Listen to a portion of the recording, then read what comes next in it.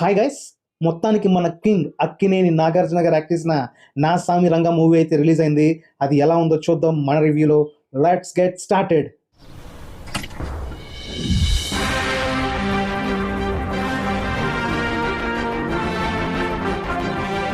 So as usual కథ గురించి నేను ఎలాంటి డిస్కషన్ చేయను. అండ్ నిజం చెప్పాలంటే ఈ మూవీలో పెద్ద చెప్పుకోదగ్గ కథ కూడా ఏం లేదు. సో ఫార్ మనం ఇంతవరకు చూసిన టిపికల్ కమర్షియల్ ఎలిమెంట్స్తో ఉన్న మూవీస్ లాగే ఇది కూడా one of the film. But problem ఎక్కడ వచ్చిందంటే, నేను రొటీన్ సినిమాలకి ఎప్పుడు కూడా అగెనిస్ట్ కాదు. కొత్త వస్తే I'm very happy to consume.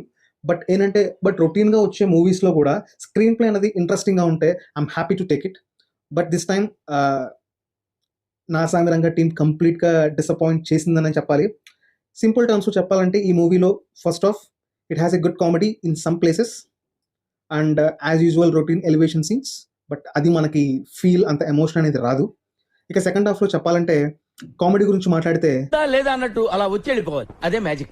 Emotion scenes గురించి మాట్లాడితే లేదా అన్నట్టు అలా వచ్చి వెళ్ళిపోవాలి, అదే మ్యాజిక్. స్క్రీన్ ప్లే గురించి మాట్లాడితే దుబాయ్ సెట్ మీకు దండం పెడుతుందయ్యా అదనమాట సంగతి. ఏది కూడా మనకు అంత గ్రిప్పింగ్గా అనిపించదు.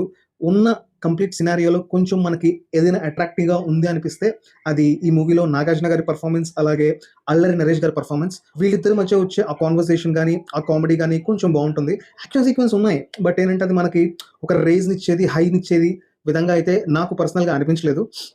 అది ఈ మూవీ గురించి. పర్ఫార్మెన్సెస్ గురించి మీకు ఆల్రెడీ నేను ఇప్పుడు చెప్పాను. నాగార్జున గారు అండ్ అల్లరి నరేష్ గారు వీళ్ళిద్దరి క్యారెక్టర్స్ డిజైన్ మాత్రం చాలా బాగుంది. అలాగే నాగార్జున గారు రఫ్ లుక్లో, మాస్ లుక్లో చాలా బాగా యాక్ట్ చేశారు. But most of the time మనం ఆయన స్టైల్ని చాలా బాగా ఫీల్ అవ్వచ్చు. బట్ పర్ఫార్మెన్స్కి ఓవర్గా స్కోప్ ఉన్న సిచ్యువేషన్ అయితే ఆయనకి ఈ మూవీలో కనిపించిందని నాకు అనిపించలేదు. అండ్ అల్లరి నరేష్ గురించి చెప్పాలంటే, టు బి ఫ్రాంక్, ఆయన స్క్రీన్ మీద కనబడ్డ ప్రతిసారి ఎయిదర్ మనకి మంచి హై వస్తుంది, లేకపోతే నవ్వుకుంటాం, లేకపోతే ఎమోషన్ సీన్స్, ఈ మూడు.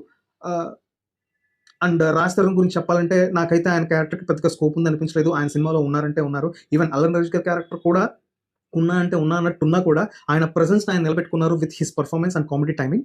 మూవీలో ఇంకొక ప్లస్ పాయింట్ భయ్యా, అదే మన హీరోయిన్ క్యారెక్టర్ చేసిన ఆషికా రంగనాథ్. తను ఈ మూవీలో చాలా బాగా యాక్ట్ చేసింది, అలాగే చాలా అందంగా ఉంది. సో నటనకి కొంచెం స్కోప్ ఉన్న క్యారెక్టర్ అది, and she did a fantastic job on that.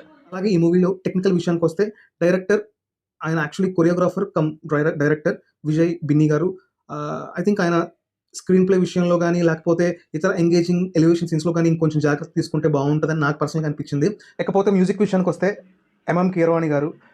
To be frank, నేనైతే ఆయన బ్యాక్గ్రౌండ్ మ్యూజిక్ కానీ వాటికి కానీ పిచ్చ ఫ్యాన్ని. కానీ ఈ మూవీతో ఆయన కంప్లీట్గా డిసప్పాయింట్ చేశారు.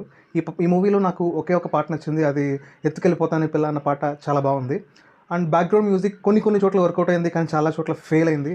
సో ఓవరాల్గా కీరవాణి గారి నుంచి మనం ఇంకా ఎక్కువ ఎక్స్పెక్ట్ చేయొచ్చు. ఆయన ఇదివరకు చేసిన డెలివరీ అలాంటిది. సో అదనమాట సంగతి. అండ్ మిగిలిన అన్ని డిపార్ట్మెంట్లో కూడా వాళ్ళ పనితీరును బాగానే ప్రదర్శించారని చెప్పొచ్చు. అది ఫైనల్గా నా ఉద్దేశం ప్రకారం సామి రంగ is not reach that mark. But Nagarjuna గారి అలాగే అల్లరి నరేష్ గారి పర్ఫార్మెన్స్ కోసం అయితే ఒకసారి ఈ మూవీని ట్రై చేయొచ్చు. ప్లీజ్ వాచ్ నా సామి రంగ only on theatres. That's all for today guys. Will catch up on Kanuma. Guys, ఇంకొక రిక్వెస్ట్ ఏంటంటే, వీడియో చాలా మంది చూస్తున్నారు కానీ అందరూ సబ్స్క్రైబ్ చేసుకోవట్లేదు. So please do subscribe. అలాగే ఈ వీడియోని లైక్ చేసి షేర్ చేయండి. అలాగే మీ అభిప్రాయాన్ని కామెంట్ రూపంలో తెలపండి. సో దట్ మీరు ఇచ్చే కామెంట్స్ ఫర్దర్గా వీడియోస్ చేసే నాకు ఒక మోటివ్లా కానీ సజెషన్లా కానీ ఉపయోగపడుతుంది. So please do support me. Thank you.